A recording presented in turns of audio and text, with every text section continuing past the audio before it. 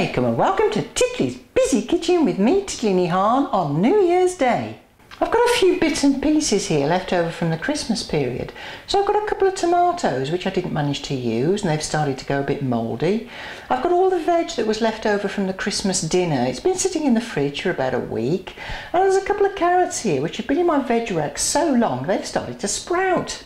I guess there's only one thing I can possibly do with all this. And that's put it in the kitchen waste recycle bin. Stop!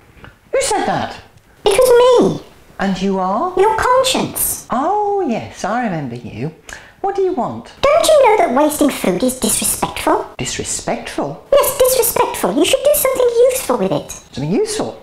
Like this really trendy funky necklace? No. No? Oh.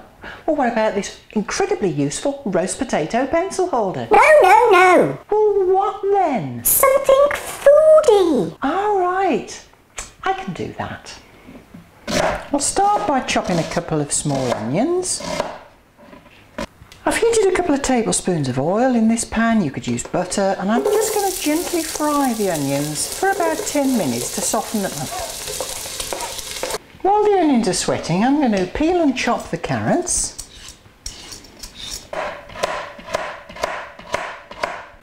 I've cut the carrots into a fine dice, so I'm just going to pop them in this bowl, together with some of the peas from the leftover Christmas dinner. And I'll put these to one side. I've also found a potato which is starting to sprout as well, so I'm just going to rub off the eyes, pick them off, then chop it up. For the tomatoes, I've got a short sharp knife and I'm just going to cut out the mouldy bits.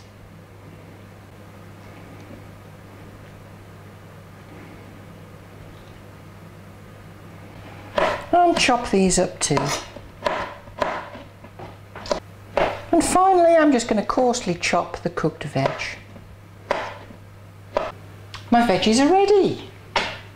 The onions are nice and soft and translucent, so I'm going to add in 1 litre of stock that I made from the chicken carcass from Christmas Day. And I'll also add in my chopped veggies. Now bring this to the boil. Now let this simmer gently for about 10 minutes. After 10 minutes, turn off the heat and whack out your hand whizzer.